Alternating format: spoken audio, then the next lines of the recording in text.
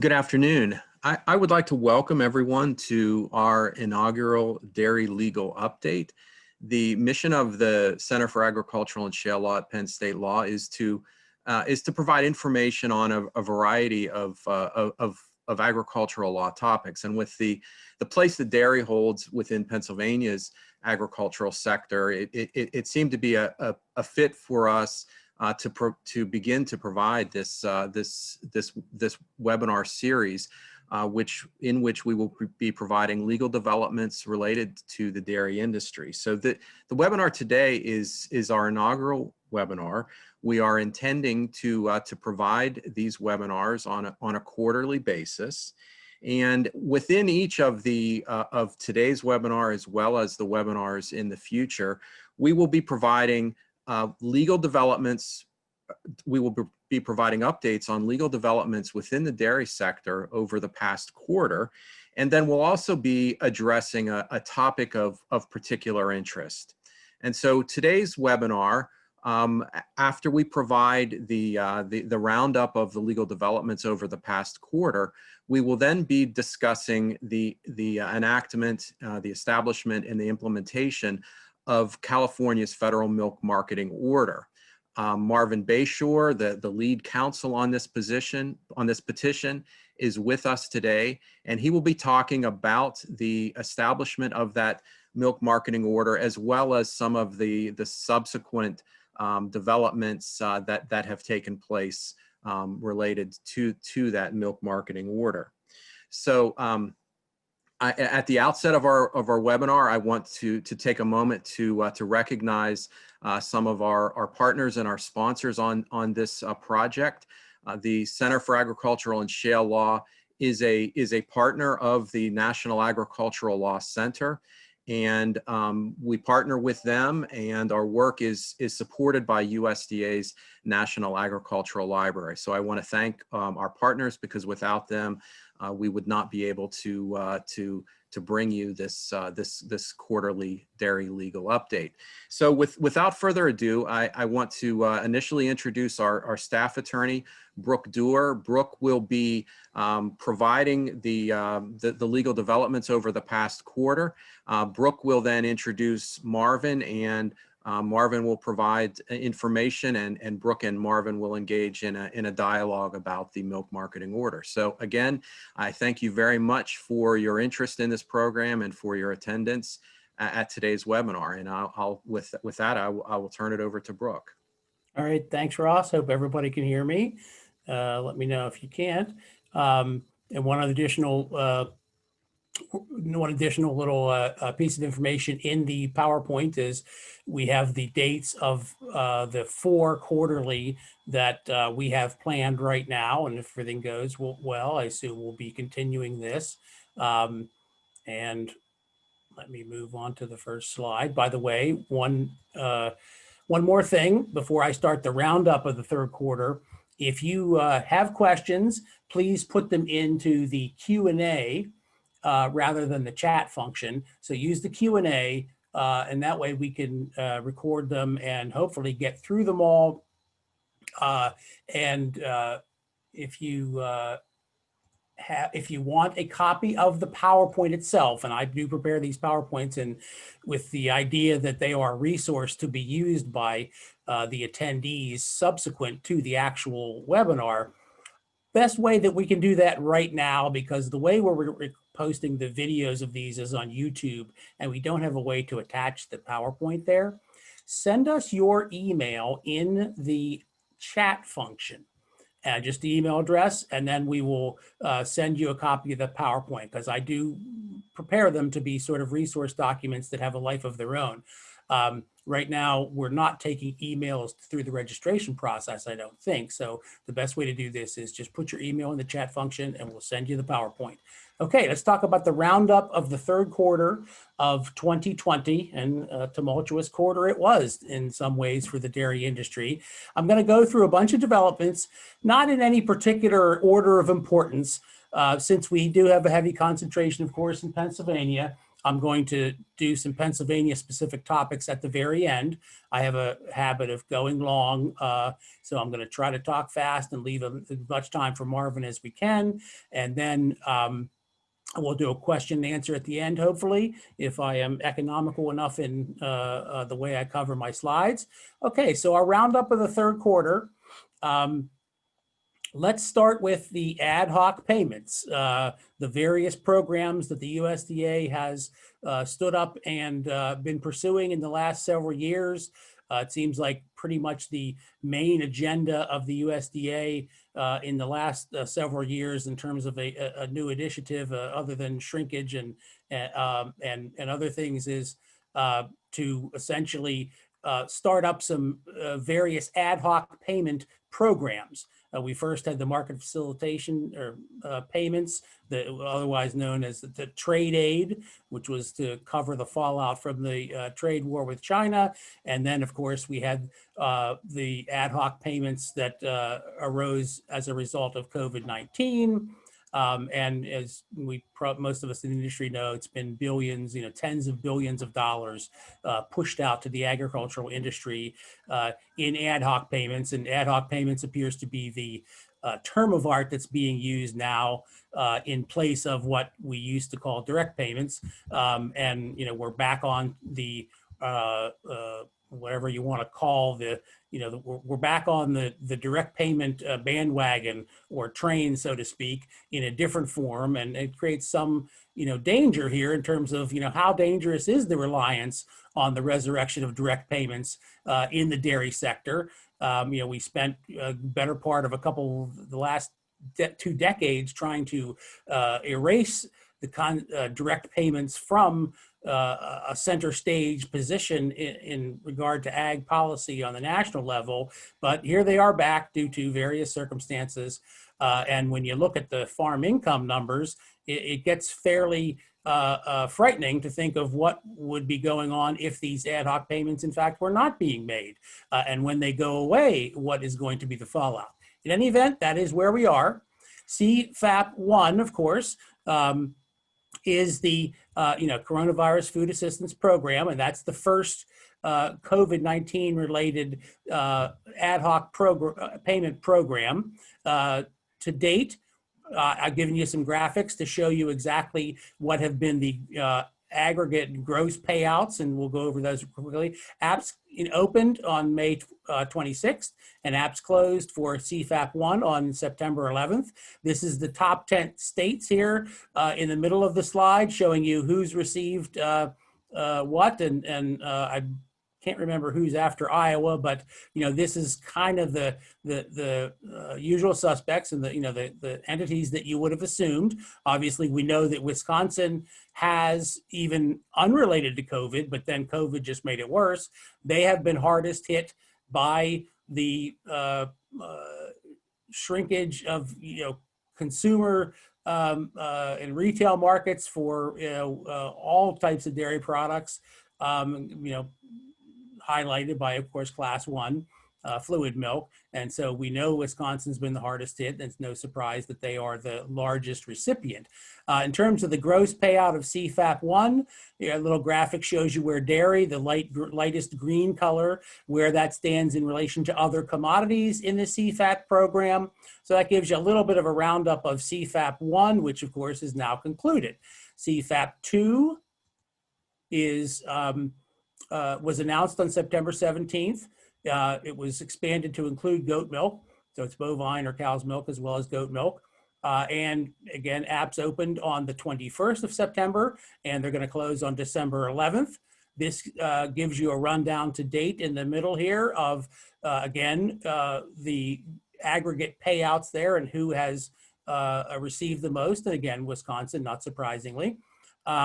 And then over here, we have the same graphic on the right-hand side showing you where dairy fits in the total payouts, occupying a slightly smaller role at this point in the program. Whether that changes by the time December comes around, we'll see.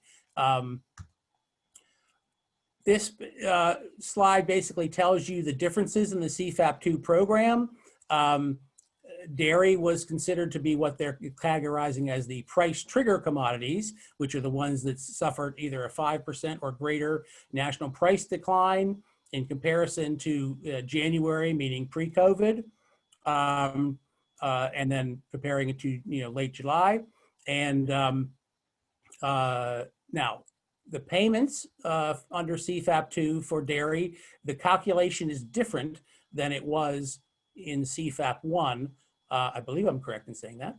Well, the dates certainly are. The producers, total actual milk production from April 1 through August 31, multiplied by a payment of 120 per hundredweight, and this is the sum of, so it's added to, the estimated milk production from September 1 through December 31, based on your average from April 1 through August 31. In other words, it's presuming that your production numbers will be the same in the coming months, the coming 3 months, or 4 months, I guess it is, as they were from April through August. And then that's multiplied by 122, and then a payment rate of 120 per hundredweight.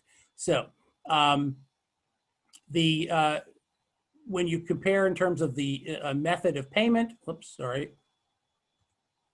CFAP 2 is a single payment is made based upon your certification of milk production for the first quarter of 2020 multiplied by this number. And then the second payment to true up the whole thing will be done on a national adjustment of each producer's production in the first quarter multiplied by this other factor. Excuse me, that was the CFAP 1 equation. Sorry, I misstated at the very beginning. Now, next topic, let's talk about the next type of ad hoc payment that we've been seeing, which is, the concluded trade aid or market facilitation program. The most recent development in this quarter that relates to the trade aid program is that the U.S. Government Accountability Office released a report in mid-September that was essentially a debriefing on the trade aid program, and at least for 2019. There was, of course, trade aid in 2018 also. The key point, or at least the point that I highlighted here, is that less than 10% of the trade aid payments went to specialty crops and dairy and hog producers, while non-specialty crop producers received the lion's share of that particular program. Next development, we have the fallout, and this sort of leads us to trade, since we were talking about the market facilitation program. We have the U.S.-China trade agreement. I put agreement in quotes because to some degree it was more of a settlement of what would be enforcement actions. Oops, excuse me. I have a tendency to do that sometimes. Keep my hands off the clicker. It was more of a settlement than a unilateral, or excuse me, than a bilateral voluntary agreement. It was more of a unilateral penalty and then a settlement of these penalties. The U.S. Trade Representative and the USDA just released an interim report on the 23rd on the U.S.-China trade agreement. And this is really the first official type of progress reports. There's been all these news conferences where people say things about China's buying this or they're buying that, but there really hasn't been nothing that's committed to paper that people are going to live with. There's only 2 mentions of dairy anywhere in that report, partially, I'm sure, because there were not concrete commitments from China to buy particular quantities of product as there were with other commodities. However, in the report, they do mention that as a result of loosening of standards with regard to various dairy products, including infant formula, that U.S. dairy products to China were already up 38% from January through August 2020 compared to the same period in 2019, and are expected to continue to rise. Well, you can probably see right away that, of course, when you're comparing to 2019, in the throes of the trade war with China, saying that you're up 38% from that may not be much of an accomplishment. Um, the uh, the document, the report does mention publishing new domestic standard for dairy permeate powder for human consumption. However, I am not aware of exactly in what form or in what state of applicability that particular accomplishment is. So I'm not exactly sure how we can judge how accurate and how helpful that particular account is. However, it is there and it's in the report. Okay, now we have the U.S.-Mexico-Canada agreement. Basically, in the last quarter, what we've seen, and again, in addition, or just like the China agreement, these are not quite 1 year old agreements at this point. There really has not been much follow-up to the U.S.-Mexico-China agreement, not surprisingly, with all the other things that are going on in both countries. The most recent activity was that there were two letters, one from the Senate, and again, the reason I do these PowerPoints in a lot of respects is because then you get copies of these things. Everything that's underlined in blue is a link. So there was a letter from the Senate and a letter from the House, both bipartisan, with representatives of both parties signed on, that were essentially expressing concern, but without specific details, about Canada's follow through on their commitments, and also concerns about Mexico's follow through on their commitments, particularly with regard to the geographic indicators issue, this idea of the common names for the various cheeses, and because there have been these collateral other news reports coming, particularly from Europe, that they have been pressuring Mexico, the U.S.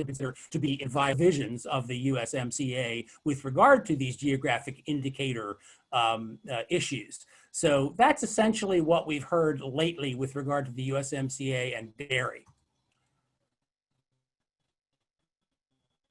Another development on the export front is, and this one probably went unnoticed in a lot of ways.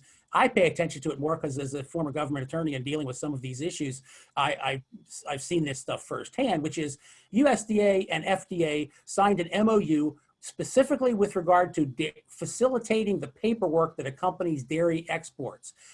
There obviously must have been a reason for this.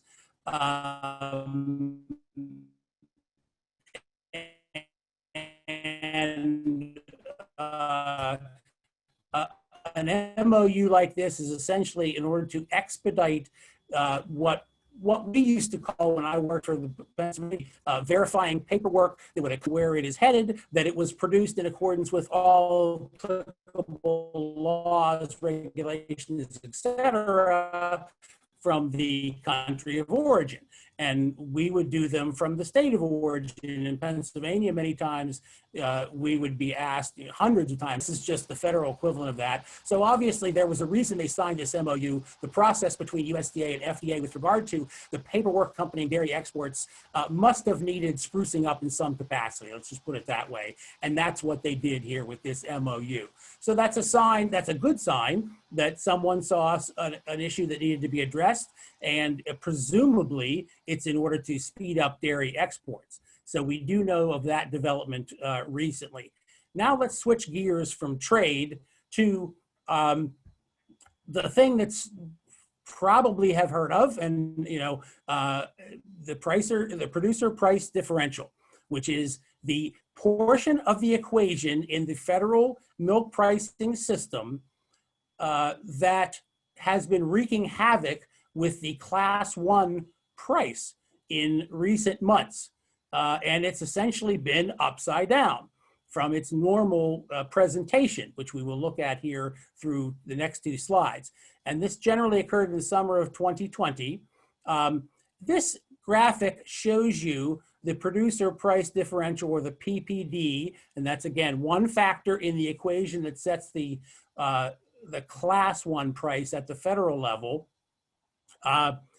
This shows you a relatively normal PPD, and it is in the positive. In other words, it's not a negative number, it's a positive number. And it is a boost, a positive number that gets added on to the result of an equation, which is the averaging of the class 3 and the class 4. I don't want to get your head to explode by going into that, but we'll just say it's a booster to the price of class 1 when it's a positive.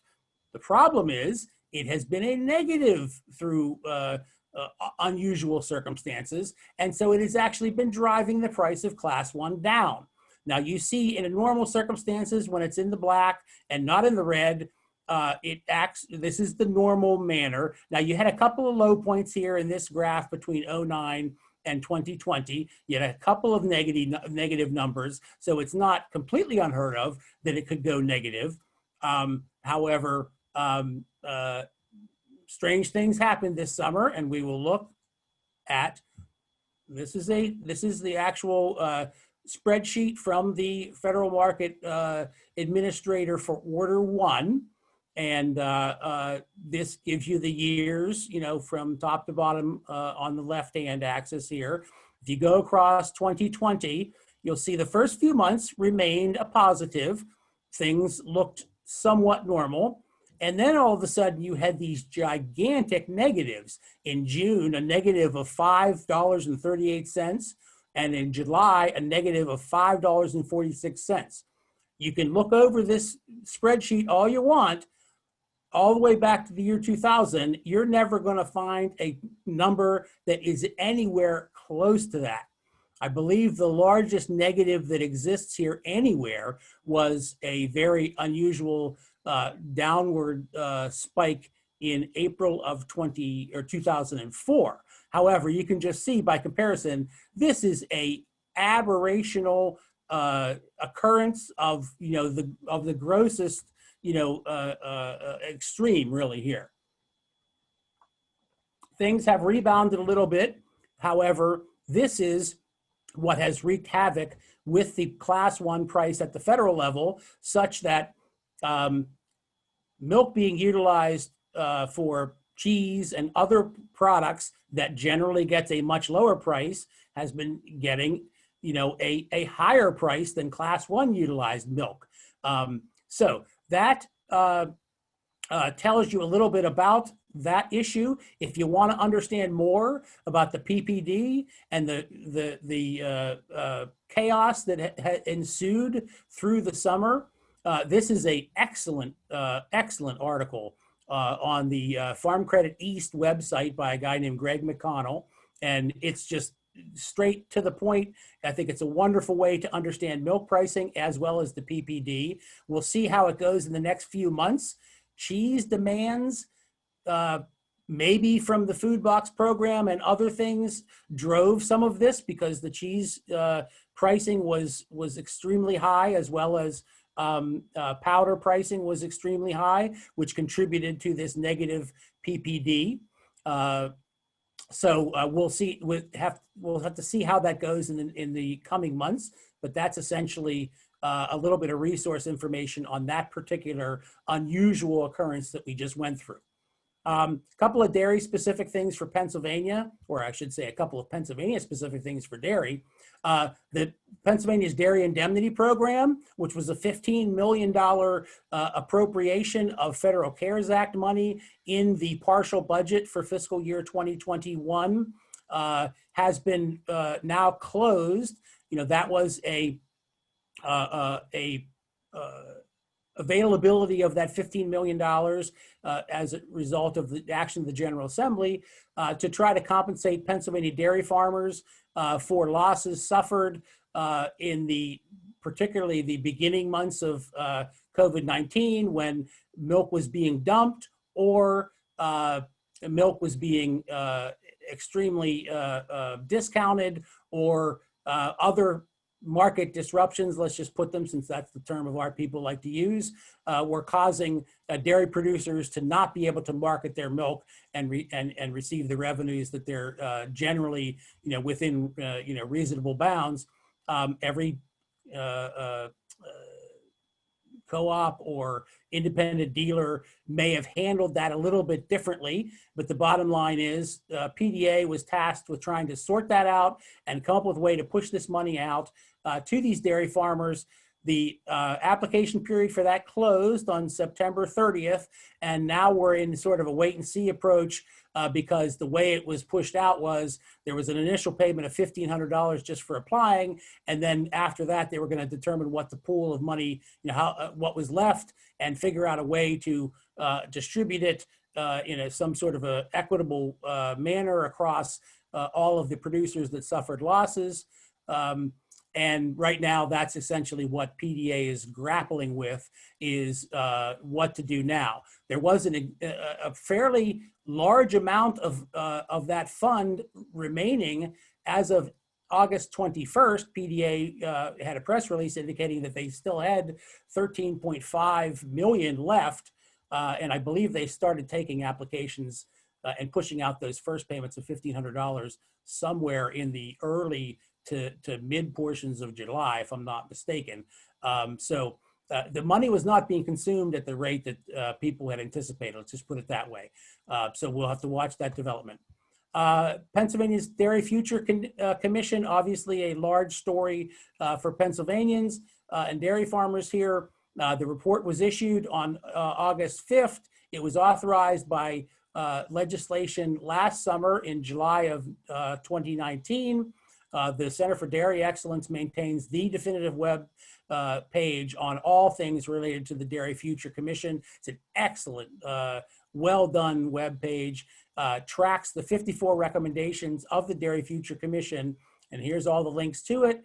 There are 20 of those recommendations that have a one-year timeline, one of which is to lower the somatic cell count to 400,000 in Pennsylvania, which will put us much more in line, with other jurisdictions. Pennsylvania has always been I think I got that right.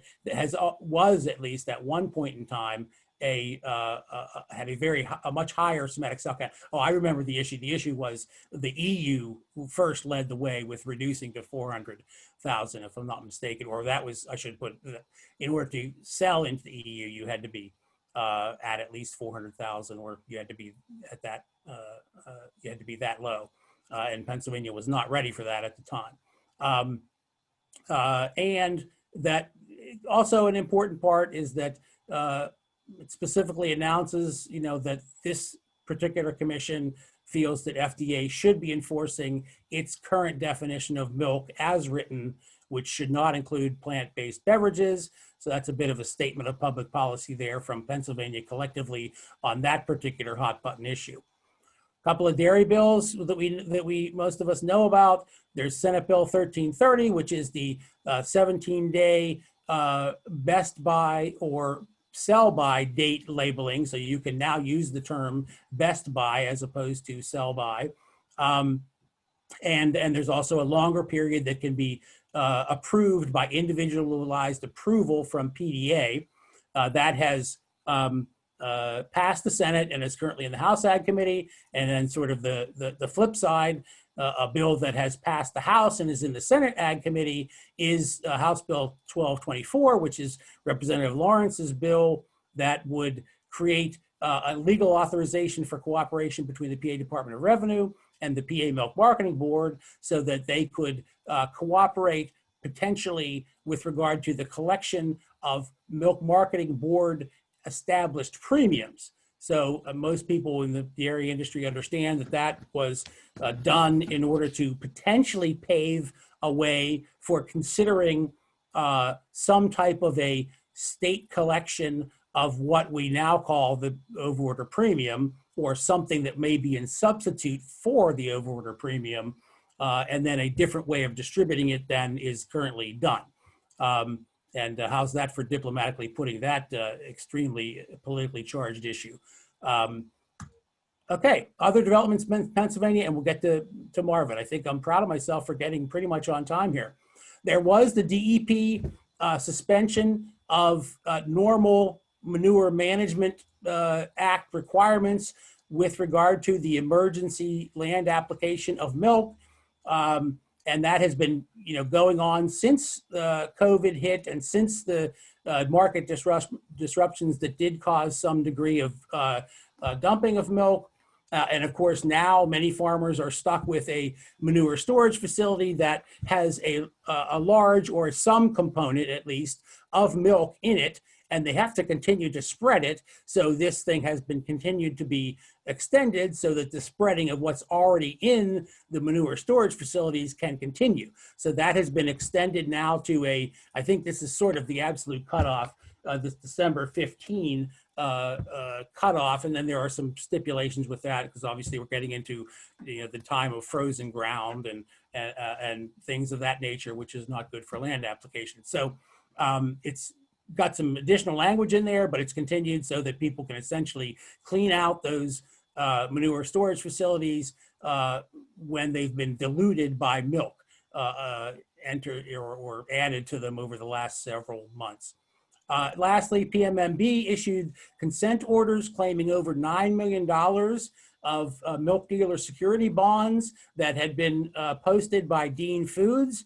And this was to pay DFA for all their outstanding milk deliveries to Dean Foods during the bankruptcy. And maybe there was some that even preceded the bankruptcy.